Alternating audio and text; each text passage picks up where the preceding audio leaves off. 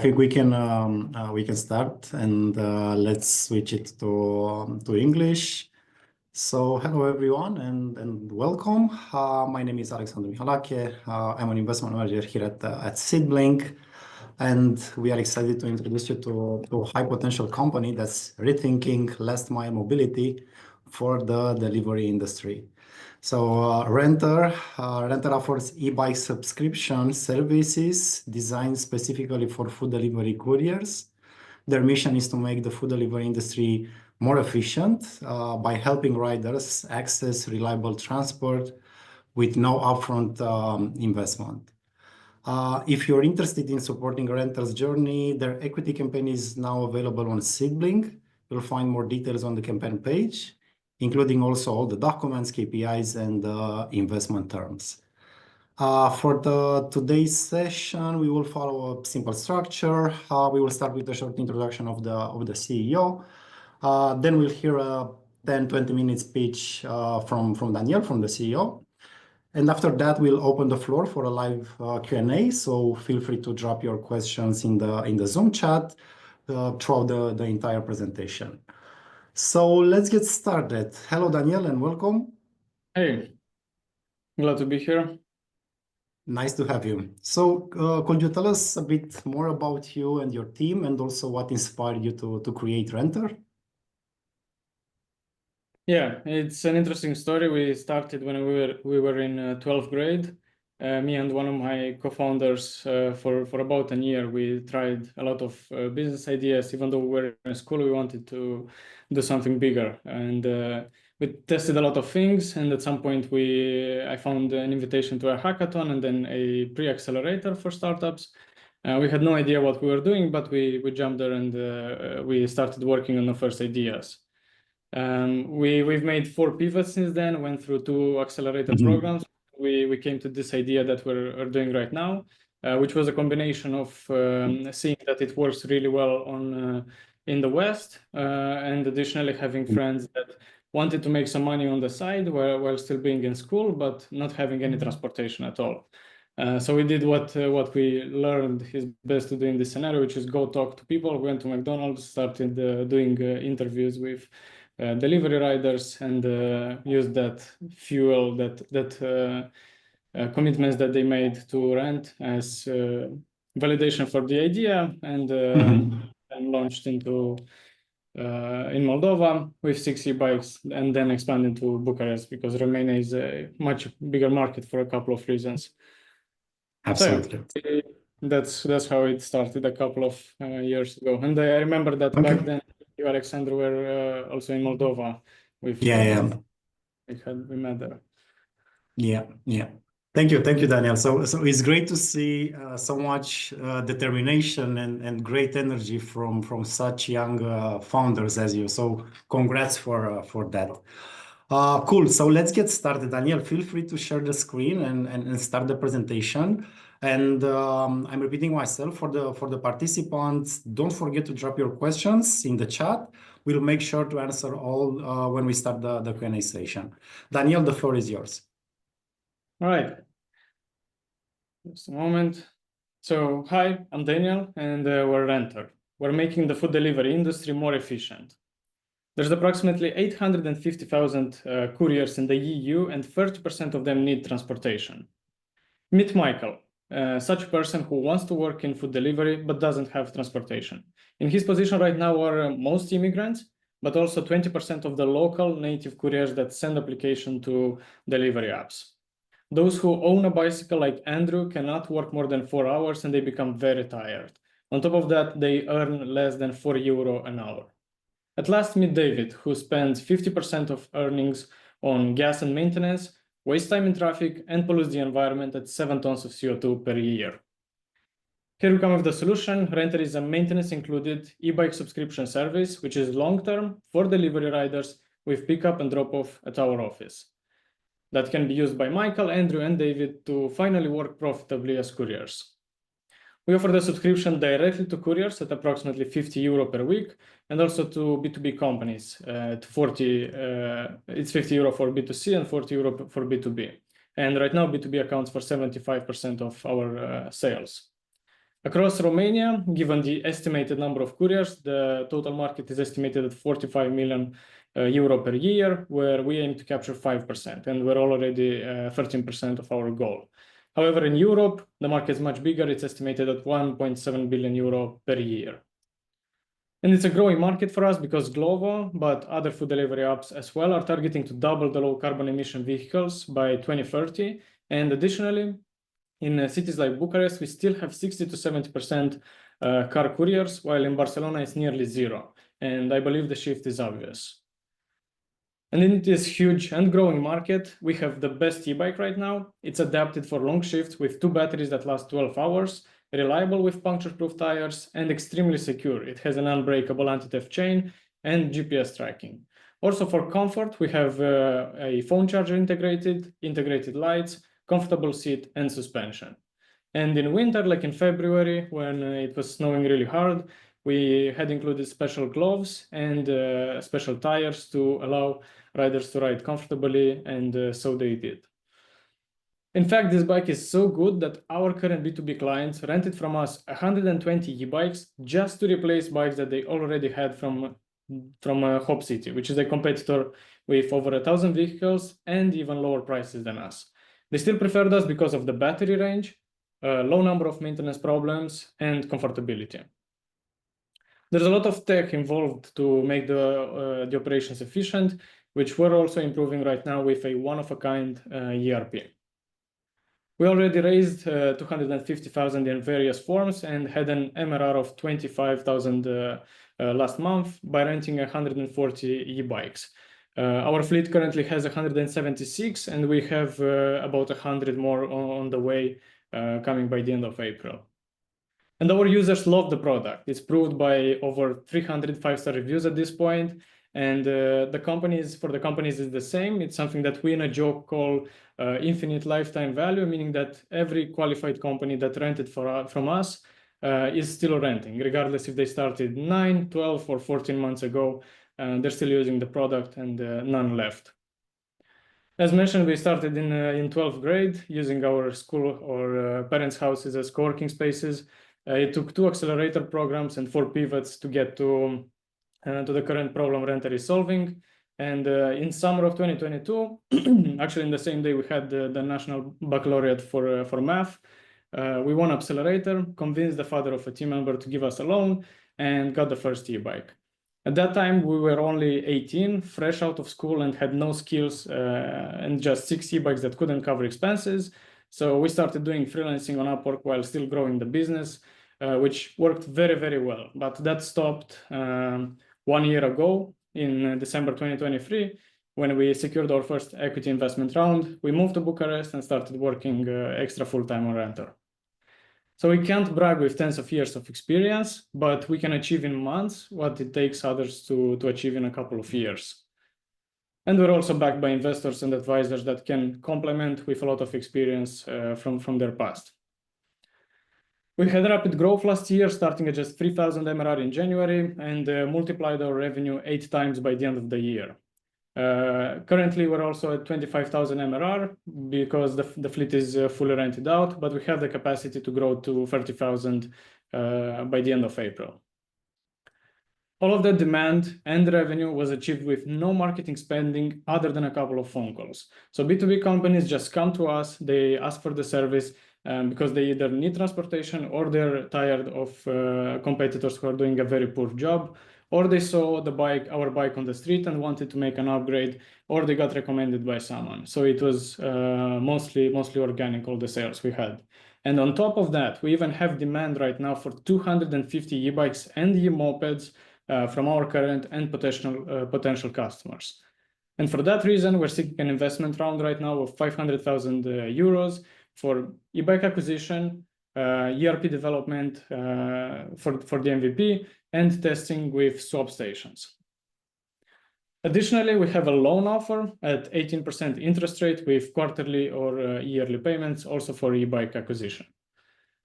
And with just that, next year we can get to 1 million ARR, 500 working class people will actually make money delivering food, and up to 3,500 tons of CO2 emissions will be avoided. And we can actually achieve these results because, as mentioned, we got the current results either naturally or by contacting just a few of the available 3PLs in the market. We have contacts of over 200 more companies that we can always go to in case we need more clients. This path is already well executed by other startups that have the same fundraising strategy as us. And we looked at each one of them, how they grew from 100 to 1,000 and then 10,000 vehicles in their fleet. And we will learn the best lessons. We want to provide everyone the sustainable possibility of working profitably in food delivery with no upfront investment. And for that reason, we're inviting you to take part in this journey with us. Thank you. Thank you so much, Daniel. That was a great overview of Renter's mission and also traction so far. So now I think it's time to deep dive into questions from audience. But before that, I will break the ice, let's say, with several curiosities. So the first one is, seems that your B2B clients are very sticky. None have churned, seemed. So Yep. what's driving that loyalty? It's the product and the service. So the product having the bike rented with 2 batteries that last for 12 hours and being comfortable. And it's important for the bike to be comfortable, not just running. Because one companies have is that their riders might leave after a couple of months, for example. If we make the transportation as comfortable as possible, there's a higher chance they will stay for a longer period of time. So companies put a lot of value on that. Additionally, the service. So it's important for the companies, for the user, to be able to use the bike as much as possible. So we offer them the lowest downtime on the bike because it's very reliable and because we're doing maintenance in 30 minutes or exchanging the bike with a new one. Okay. That way, they don't have to wait hours and hours in the service, and they can do their job, and both the company and users can rent. Okay, got it. That's an important topic. And also, what is the split between B2B customers and B2C? And also, how do you see that evolving, let's say, in the next 12 months? Yeah, it's 25 to 75% ratio right now. We see potentially the B2C side scaling, gaining a little more traction, maybe getting to 30 to 35%, because that's a channel we didn't really touch. Right now, we only have, I think, the website, which is doing great on SEO and posts on marketplaces. So we did nothing more. There's also things we can do. We can contact companies that have only Romanian couriers and offer a discount if they come from them. To give them an incentive, and we can do marketing, we can do live in-person sales, which actually works very great for we've seen it in Western markets. So there's companies that have people hired just to go to the malls and do the sales on the spot. So there's a lot of things that we can do for the B2C. And Romanian or native couriers in markets are still the majority. We didn't get, I think, right? We didn't get to a point where immigrants have the majority. So yeah, that's what the. And how this the distribution impacts your monthly recurring revenue? If you can share more about the current situation and also what is the expected growth in revenue for 2025? Yeah, by the end of the year, we have the goal to get to 1 million ARR. That would be 80,000 MRR, and we can get there by renting 450 to 500 e-bikes. That's where we want to get. We can get there 100%. We already have, like I mentioned, 100 e-bikes coming by the end of the month. We can also double it. We have a financial option right now, so we can get to 370 by ourselves, and using this equity investment round, we have the ability to purchase even more and get further. So the goal is totally achievable. Considering we have 250 vehicles in our waiting list right now, that makes us more peaceful, knowing that we can actually achieve those sales results. And yeah, we didn't unlock any customer acquisition channel yet because they. Okay, understood. So we all know that Romania is a huge market in terms of food delivery, but I'm curious, how are you prioritizing expansion across Europe? in which cities or countries do you plan to expand and why?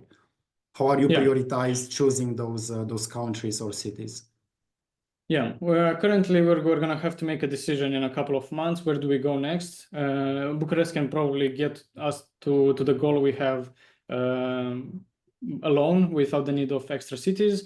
But still, we have currently two options for this year for expansion. It's either going to multiple Romanian cities like Iași, Cluj, Timișoara, and perhaps Sibiu that still allow possibly 100 e-bikes to be rented in each of them. Because there's also immigrants and there is capacity. So that's the first option. The second option is going straight to another capital. The closest, which makes sense right now, is Budapest. And we made an analysis, and there's three things that need to happen for an expansion to make sense. And we can apply those three to any city in Europe. So we'd like, first of all, for it to be kind of close to us. We don't want to get into other continents, for example, so it has to be Europe and kind of close. We need to have the first mover advantage there. It's a big advantage when there's no huge competition in the city. We're looking for immigrants and the city to be kind of big. Minimum 1 million people if it's a new country, or perhaps even minimum 2 million. So yeah, that's where we're looking. We also analyzed Bulgaria, for example, and there's a problem. There's very few immigrants there. The majority are native, and it makes things a little worse. Okay. Daniel, I forgot to mention that I'm taking also questions from the Q&A. So another question from a participant is, what trends in the market do you see as the biggest opportunities for your business model in the next 2 to 3 years? So the first of all, it's the trend that people go from normal cars or from combustion engines to electric. That's the first advantage. Either if it's a car, a scooter, or anything, they're going from combustion to electric, or from no engine to something with engine.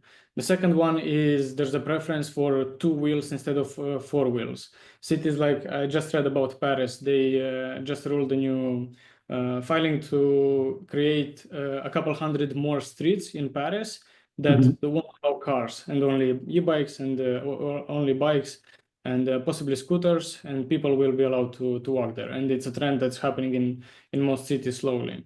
So that's the second one. Next, even Glovo, as mentioned, plans to double the low carbon emission vehicles in their fleet.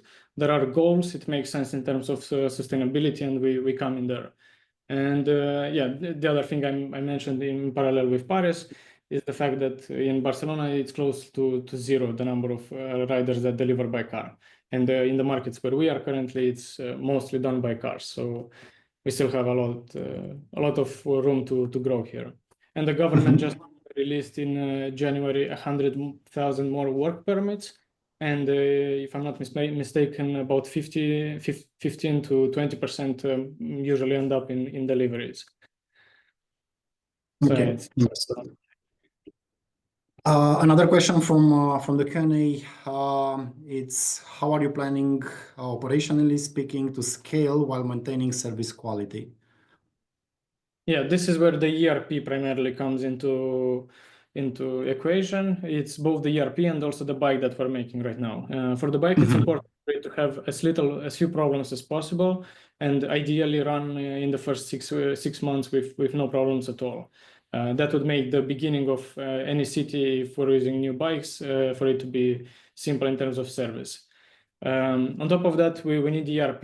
The version that we currently have allows us to see a history of all the things that were changed on the bike, and do management of who had the bike at what time, have security features that in case there is the payments are not made, for example, we can log them from and that all connects into the ERP. It's a very complex and unfortunately we have to develop ourselves such a solution because first of all nothing like that exists in the market yet, and second because it's important for us to be the owners of such a solution because our whole business is dependent on it.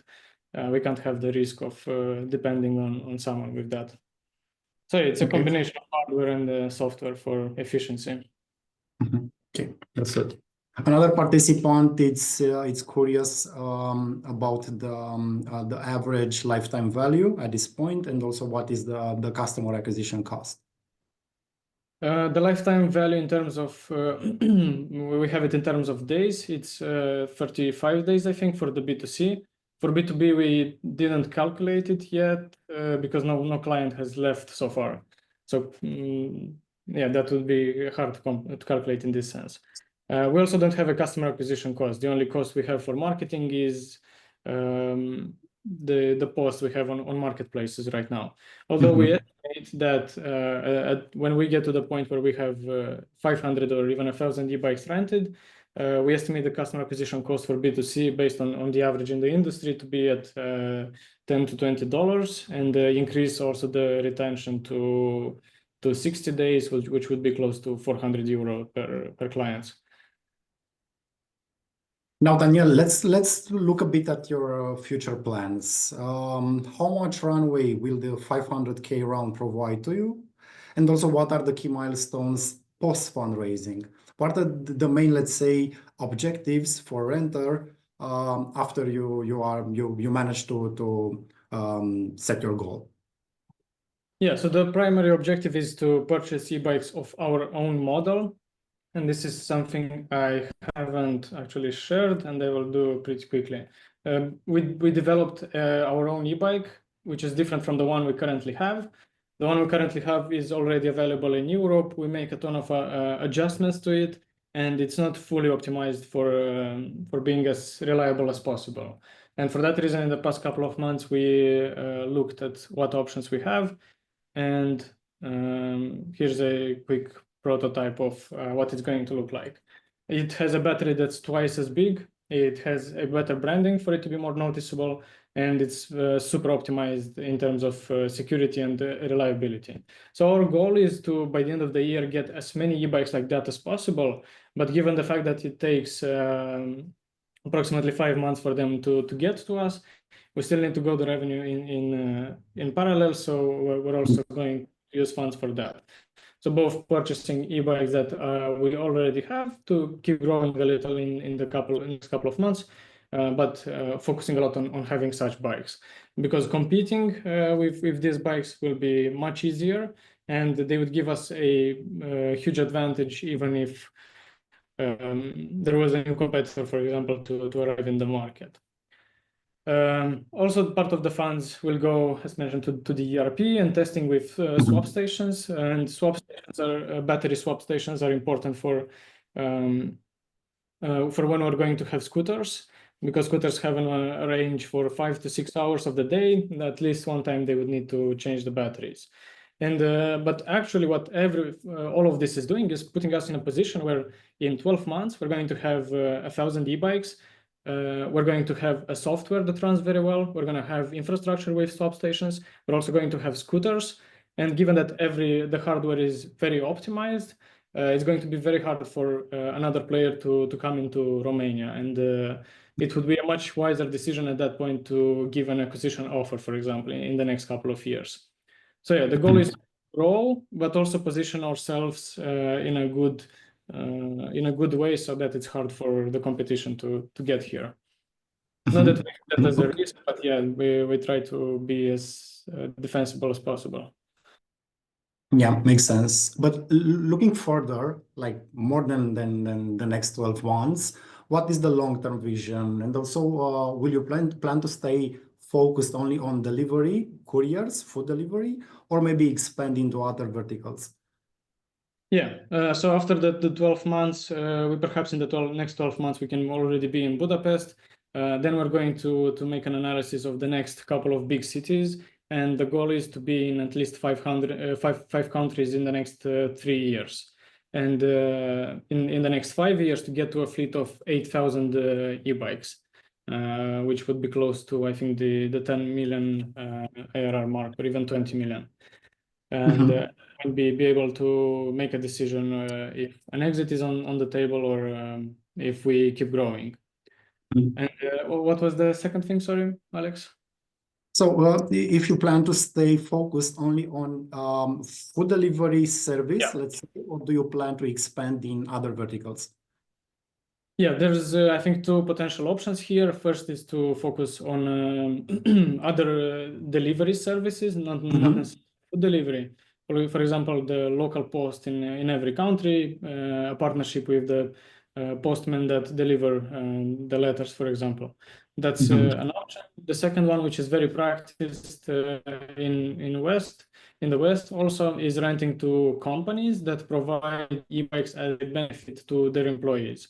Especially in cities like Paris, for example, where at this point you can't get with the car to work. You're going to have to avoid a lot of streets. Yeah. And that's working really well. They have tens of thousands of e-bikes. Financially, it's harder than with couriers because it's not a need. It's hard, you have to make more sales. But yeah, it's a new channel that can be unlocked. Yeah, that's true. That's true. We have another question on the Q&A. You mentioned social and environmental impact. What KPIs are you tracking to measure this? So we're looking at what are we replacing. We did analysis on the environmental, for example. We looked at how many emissions are emitted by riders by a normal bicycle, by e-bike, and by car. And compared to riding by car, the e-bike was approximately 93% more efficient. And surprisingly, at the beginning, it might be, but the e-bike is actually even more efficient than normal bicycles because it takes much less calories to ride an e-bike compared to a normal bike. Let's say if you're riding a normal bike, you get very tired, you need to eat 2 times more. There's some emissions to produce those calories from a recent study. A car, if working in delivery with the assumptions we made, it's producing approximately 7 tons of CO2 per year. So replacing 500 cars would already result in 3,500.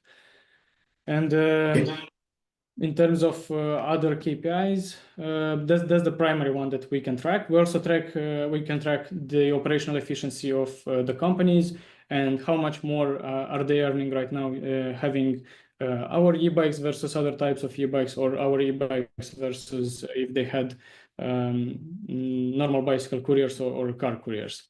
So we can also track. Okay, thank you.